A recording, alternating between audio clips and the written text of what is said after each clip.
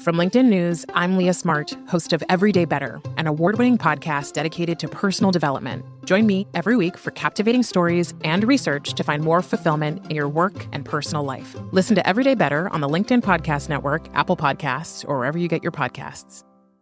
From LinkedIn News, I'm Jessie Hempel, host of the Hello Monday podcast. Start your week with the Hello Monday podcast. We'll navigate career pivots. We'll learn where happiness fits in. Listen to Hello Monday with me, Jessie Hempel, on the LinkedIn Podcast Network or wherever you get your podcasts. Hey everyone, and welcome to our Throwback episode. In our Throwback episodes, we are reintroducing you to some of our most popular episodes. This is great for new listeners who want to learn more about the work we've done in the past, and it's a great refresher if you've been a listener for a long time. Enjoy. Martin, thank you for joining us today. Thanks for having me on the podcast, Kwame. Pleasure to be here.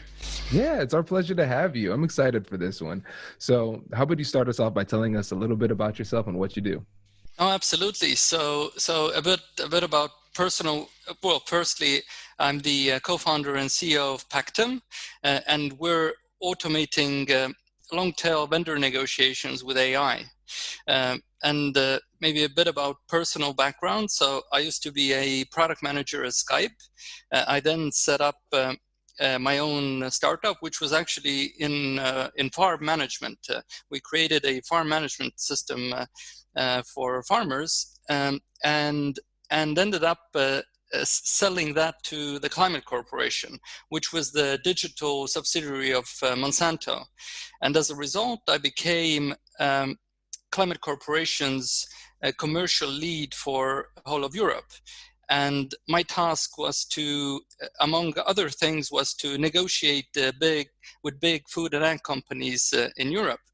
And negotiating in Europe is a lot of fun because you can really see the diversity of different cultures.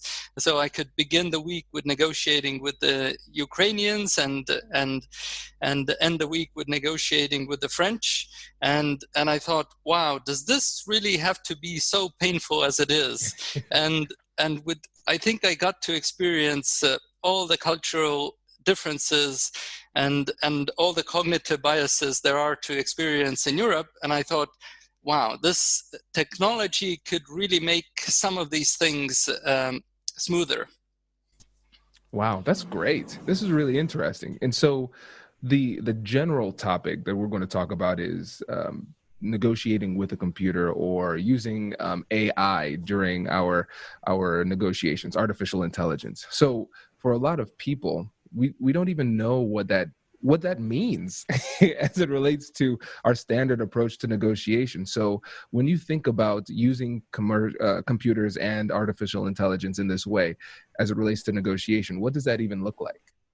Yeah, so I'll bring you a simple example. So we work with very large enterprises, Fortune Global 2000 enterprises. One of our customers is Walmart, for instance. So such enterprises all have similar problems. They have tens of thousands of vendors. And according to the Pareto principle, 80% of vendors are long tail, which means that people can't take sufficient care of them, since those are small deals and there are simply not enough people, even though some of these companies have hundreds of negotiators. So these deals are sort of neglected because they're small deals. And we renegotiate those deals automatically. So what we do is we do interviews with our customer and build up a bot that can negotiate. And for the vendor, the bot is a chat interface. So essentially, the vendor receives an email saying, "Hey, we haven't talked in a while. Sometimes we haven't talked for years with the small vendor. And hey, let's look at our contract and let's find out if there's a more beneficial contract out there for both of us." And the bot in a chat interface will talk with the person just like a human would, and come to this new agreement. That is so cool. That's really cool. This is really interesting, because, like I mentioned at the beginning of the conversation offline, as a lawyer, the negotiations that we have are very traditional. And even when technology is introduced, it takes a while because of the rules of professional conduct. We need to make sure that everything's above board, and that can take a long time too. And so it's really interesting to see how other areas are able to kind of innovate in this way. And so the person who's interfacing with the bot, do they know that they're talking to a bot, or is it meant to kind of make them feel as though they're talking to a person? Yes, they do know they're talking to a bot, and very interestingly, so depending on the project, 74 to 82% of the people who have talked to our bot would prefer talking to the bot next time as well, not a human. So that's sort of a counterintuitive finding, because if you call a call center and end up with a bot, people don't like it very much. Right. But interestingly, it's different in our case. So we were afraid of the same effect. It didn't come to force, because we realized that negotiations is a high stress situation, and people actually try to avoid this high stress situations. And now imagine that if you're a small vendor doing a few $100,000 per year for a huge multinational corporation, and so they have people on payroll that have been doing this for all of their lives, and they don't have a lot of time for you, because simply you're such a small vendor, so that they would try to rush through the negotiation, probably using some cookie cutter ideas that they have, and so they wouldn't spend the time to really expand the pie and to really find a solution that would be beneficial for both sides. But it's different with a bot, since with the bot has unlimited time.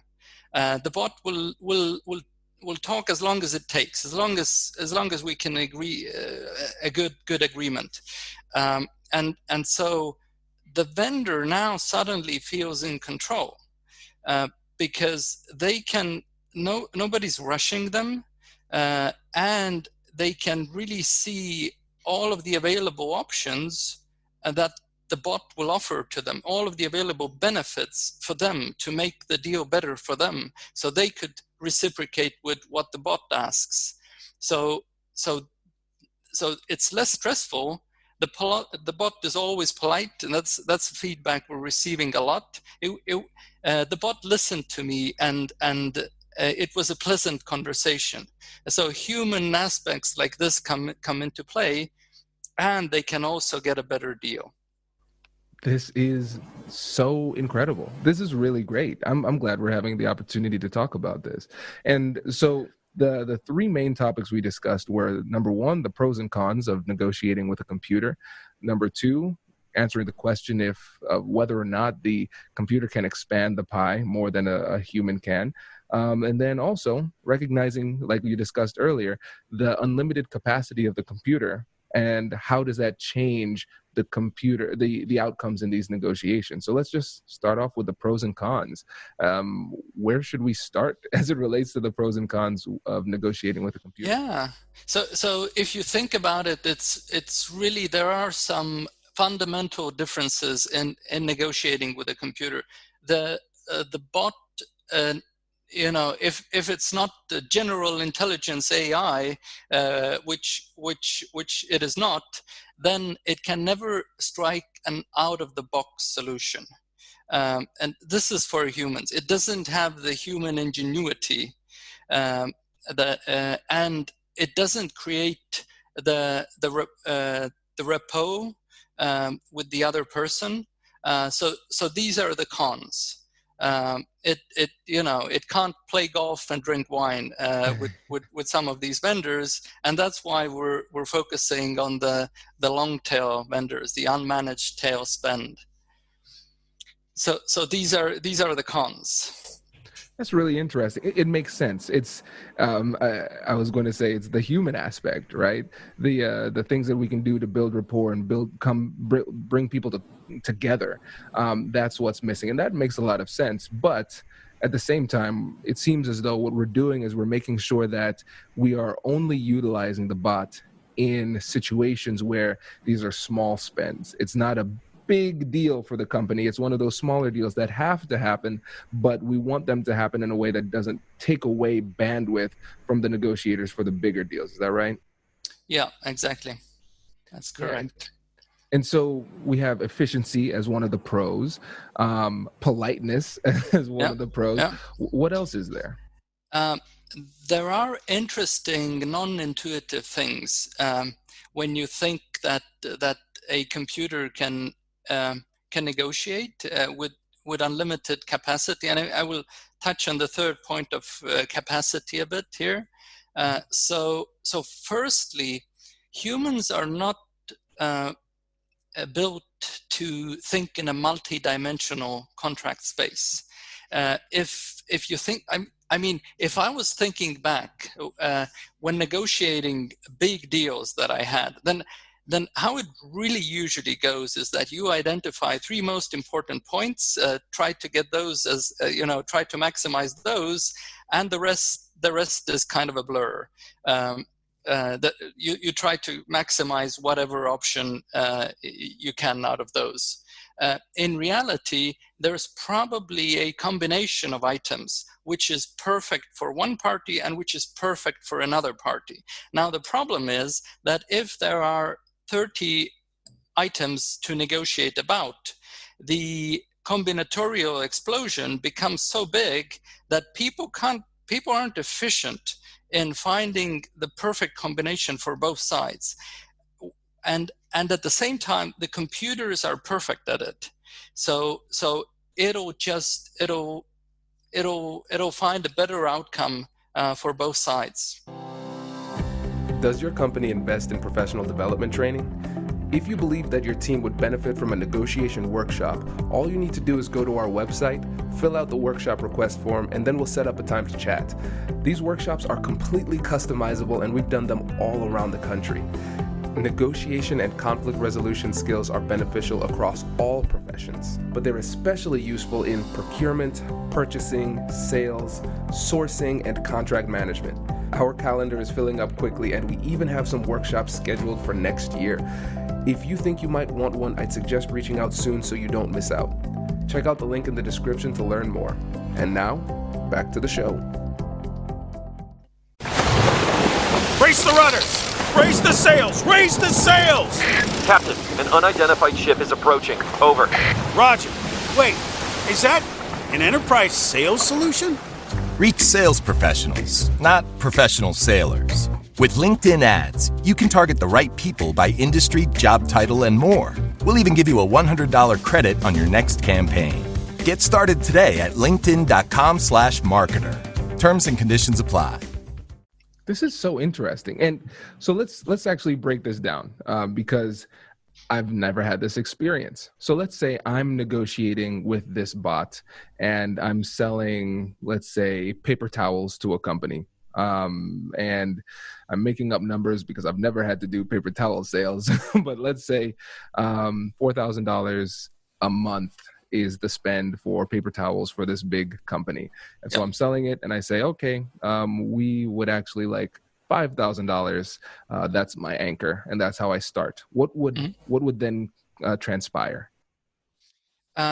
So the bot will guide you through the negotiation. It will start by setting the scene, by explaining how it works. It'll then try to find out as much as possible about you. So you're selling the paper towels. What would you like to improve in the current contract? How are the freight terms? How are the warehousing terms? How are the payment terms right now? So it'll try to find out as much as possible, and then it'll give an ask. So the company, our customer, would like to maximize this particular item, and then there is a negotiation that follows, and the computer will use data as much as it knows about the vendor, and as much as it can gather during the negotiation, to find a perfect combination of liability, freight terms, warehousing terms, payment terms, price, and so on. This is fascinating. So in that case where I said, okay, this maybe the standard rate is 4,000 and I'm starting off with an anchor of 5,000, then the computer would counter with another number or a package offer and then substantiate what it's asking for? Yeah. So essentially the computer's task is to look at the current deal we have and move it towards the Pareto optimal line. So you might be familiar with that. So the Pareto optimal line is in negotiations on if you imagine an outcome of a negotiation as a dot on a graph, where one axis is the value for one side and the other axis is the value for the other side, then there's actually a curve, and if a negotiation outcome is on that curve, that means that one party cannot get a better deal without hurting the other party. And that means it's Pareto, the deal is now Pareto optimal. Now, it's not win-win. It doesn't have to be win-win, but it's Pareto optimal. And every deal in the world should be Pareto optimal. So now the computer's task is to find ways to push this outcome of the negotiation towards the Pareto optimal line, usually creating value for both sides. And there are a number of ways to do that. One strategy that we use, for instance, is multiple equivalent simultaneous offers. We know the value function of our customer. We call this the value function. This is essentially all of the interactions between all of the positive and negative levers, and so from these levers or from these negotiation items, the bot will pick two offers, which should be as different from each other as possible, but both are beneficial for our customer.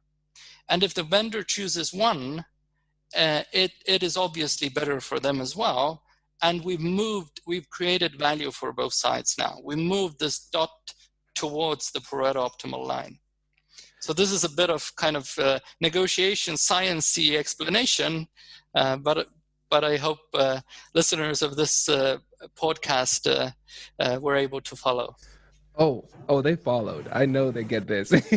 And this is really exciting for me because essentially when I started this conversation, I was ready to be overwhelmed by the science and the technical aspects. But as we started to talk more, what I'm recognizing is that essentially you've created the perfect negotiator, because the bot that you've created isn't trying to take advantage of the other side. It's using the core fundamental negotiation techniques that humans would utilize in best case scenarios. And so they're gathering information, they're asking questions, they're figuring out what it is that they need, understanding what the other side needs, and then finding those combinations. And then even strategically, the different tactics that are used. So offering package deals, that's a really powerful technique that people use that I don't think they use enough. So we say, I don't know what people want. I'm going to get different options that are of equal value to me. and then I get a very clear signal of what's important to them. And I've tried to use this myself in negotiations, multiple equal simultaneous offers. It's very tough because your stress level is high during a negotiation, and you have to calculate what is the combination of those items that are both good for me that I could offer, and they both should be as different as possible from each other, so I get information out of what the other party chooses. It's really complicated. It requires a lot of mental effort. So the computer is way more efficient at it. This is great. And so we are using this right now for the smaller negotiations that we have, the smaller vendors. Do people also utilize this in some capacity with the bigger vendors as well? Not right now, maybe at some point. And at some point, it could also advise human negotiators. So in some cases, people want to keep the human relationship. So the bot could provide information during the negotiation for the negotiator on the enterprise side. So this is one option. But sure, as the system evolves, and one huge benefit of using AI in negotiations is that every negotiation makes every other negotiation better. So essentially, and so any customer's negotiation makes the negotiations better for any other customer. So we don't store the business sensitive information, and we don't collect that from negotiations. This is highly confidential, and this we delete right after the negotiations. What we do store is the negotiation psychology bit. So we learn how people negotiate. The system learns what tactics and strategies work, what ways of phrasing sentences work, how many seconds does it takes to say no versus a yes. So all of these things make every next negotiation better, so the bot can choose the right tactics and strategies dynamically based on what it learns. This makes a lot of sense. And I'm a chess nerd. I talk about this all the time on the podcast. I was reading Gary Kasparov's book, and he was talking about his first few chess matches against Deep Blue, which was the artificial intelligence created by, I think it was IBM, where it was the first time that a chess master went head to head with a computer, and then the computer won. After the fact, Gary recognized that there were a couple times where he made a mistake. It wasn't necessarily that he was outplayed, but he made a mistake. He didn't calculate it correctly. Mm-hmm. And so now we're at a stage where, since the computer can do infinite calculations, the computer is going to beat the chess master.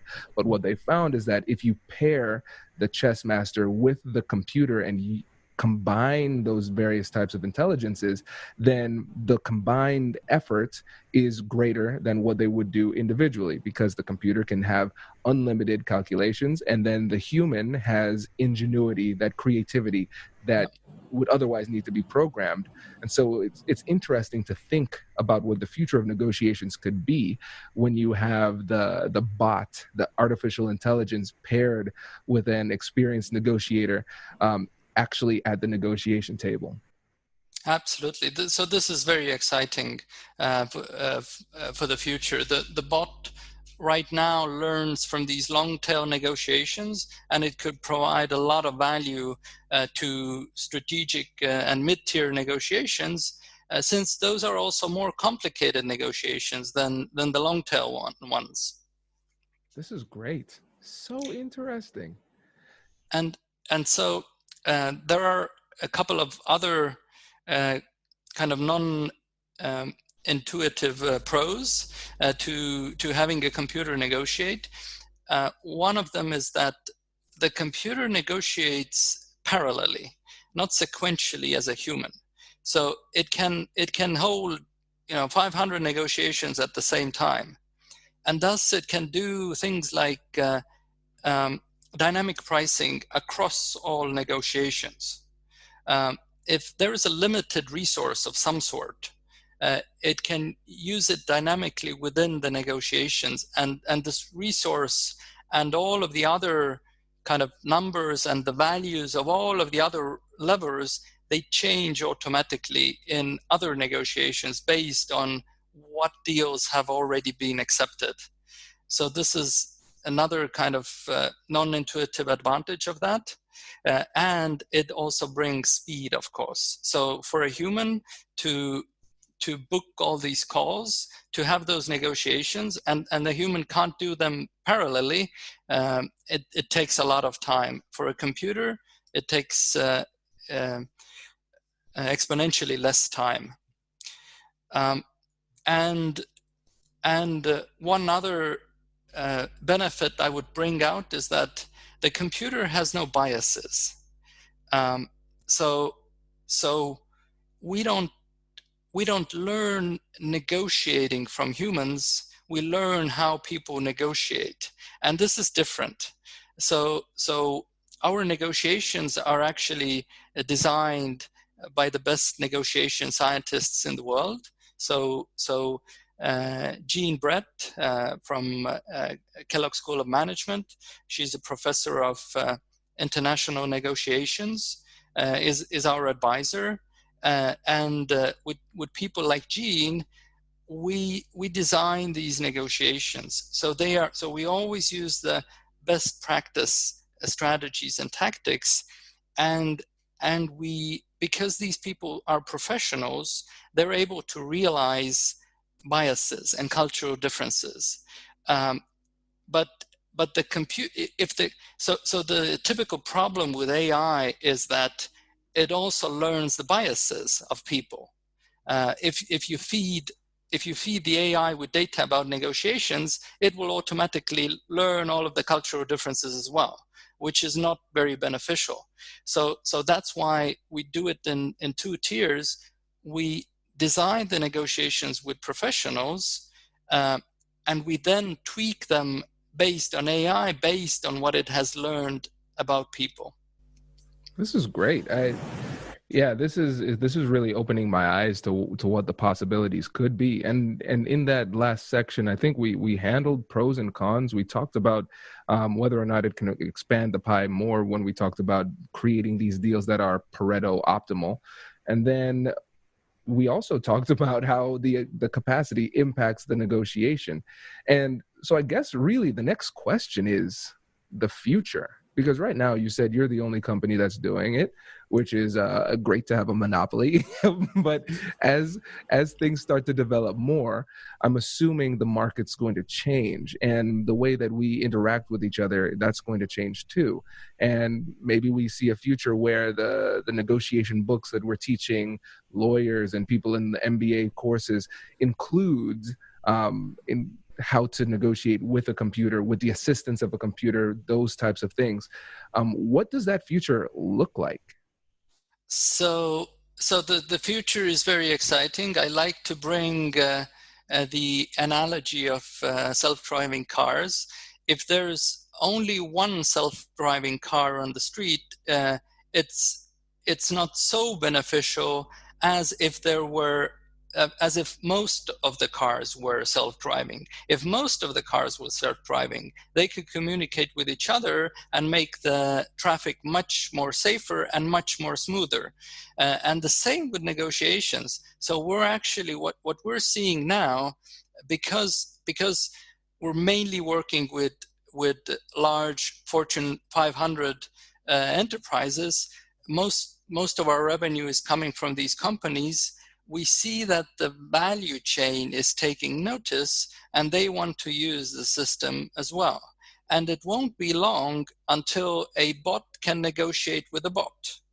And there are a number of additional advantages there, because the bot can definitely find the Pareto optimal outcome in a negotiation every time, and very fast. And the bot doesn't have a limitation on renegotiations. It could renegotiate a large deal every day if it needed to. Right now, if we're looking at the stock market and the commodity prices, the price of copper has gone down 20% and then has gone up 20%. Maybe the copper-based product prices should have been renegotiated. And if a computer negotiates with a computer, they could literally renegotiate deals based on every movement of a commodity price. This is incredible. This is really, really interesting. And now that potential future where a bot is negotiating with a bot, finding those optimal outcomes, it makes me wonder about those no deal scenarios, because thus far, a lot of the times when we've been discussing it, we've been talking about what happens when we find the optimal outcome. As we know, sometimes in negotiations, we run into a situation where not all deals are meant to be made. There's a no deal option. So if a bot runs into that type of situation, how does it respond? So the good thing here is that we're not replacing humans in this equation.